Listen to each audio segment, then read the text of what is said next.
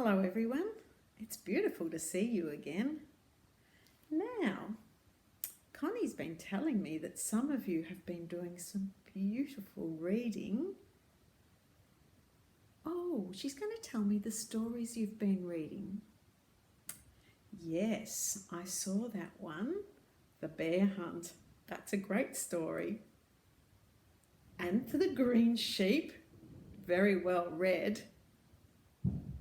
Oh, and another story called The Kitchen Disco. Connie enjoyed them all. Today, I've got a special story for you. It's called Shy the Platypus. And this is a chapter book. So I thought I would read you one chapter each time that we read together. So there'll probably be quite a few chapters that we'll read together over a few of these sessions. It's a great book because it's about some characters who are baby platypuses, but it's also got a lot of facts in it about how platypuses live, and they're such interesting animals. So here goes, Shy the Platypus. And Shy is one of those baby platypuses that you can see there. The first chapter is called The Dark Nest.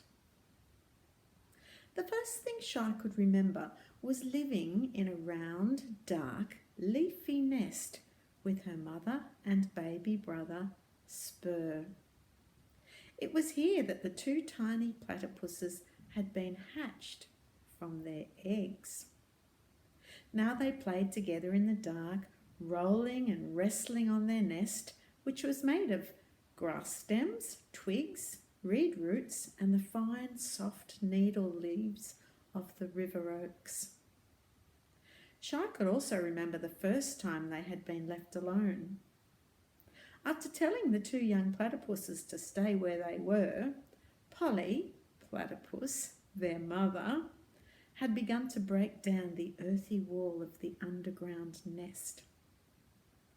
Soon she had pushed her bill into a long black passage. She'd crawled out into the passage and then used her tail to press the wall of the nest back into place. Did you know that platypuses lived underground when they were born? The two young platypuses, still plump, pink little creatures, were quite lonely with their mother gone and cuddled together. But it was not long before the earthy wall was pushed down and a long rubbery snout or bill appeared from the other side. A platypus has a bill a bit like a duck's, but more leathery.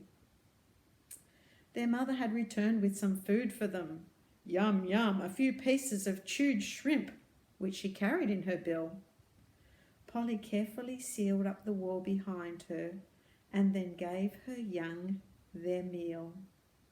Shy and Spur leapt on this strange new food and ate it up quickly. Up until now, they had only lived on their mother's milk.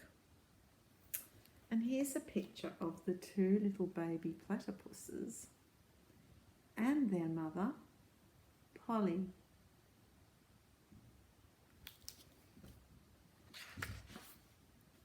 Every day or so after that, their mother used to leave the children and go off in search of food. Then one morning she told them they could come with her for a swim. First, Polly broke down the nest wall and told the children that she would not bother putting it up again. They crawled out through the dark, winding passage, Polly leading the way and showing Shy and Spur how to work their bills and legs, until at last they came to the entrance of the tunnel. They were now in a new and different world. The young platypuses blinked and looked around them. It was dusk on the river, the favourite time for platypuses to go swimming and searching for food. The winding avenue of river oaks, growing from the steep earthy banks, threw long, deep blurs of shadow along the edges of the pool. But in the middle, The gently flowing water was burnished with coppery and pearly grey colours reflected from the sunset. Thick grasses and shrubs grew along the banks. They stumbled down a short muddy track and in an instant found themselves in deep fresh water, which had flowed down from mountain springs.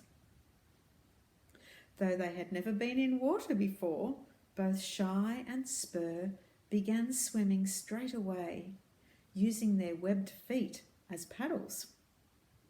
Circling near the bank, they kept their bills and nostrils just clear of the surface. It was fun. Shy nipped at Spur's back leg, and Spur answered by banging his flat tail on the water, almost making Shy choke. All at once their mother disappeared below, and a few seconds later reappeared with a bill full of worms and small shellfish, which she released for Shy and Spur to suck out of the water. Shy wanted to try diving for shellfish herself, but her mother decided that the youngster was not yet ready for this task. She hustled her two offspring back to the burrow. And here's a picture of Shy and Spur and their mother. The baby platypuses are having their first swim. Can you see some other creatures in this lovely painting? Can you see a butterfly? Yes, that's right, up in the corner. Can you see a frog? Yes, down in the bottom corner. I can see a dragonfly. Can you see a dragonfly? Yes, he's hovering over the two little platypuses. That's the end of chapter 1. Have you ever seen a platypus? Maybe you've been to Healesville Sanctuary and seen a platypus there. Or maybe you have been very lucky and seen one in the wild. They're very shy, and that's how Shy got her name. Bye-bye now. Bye-bye from Connie.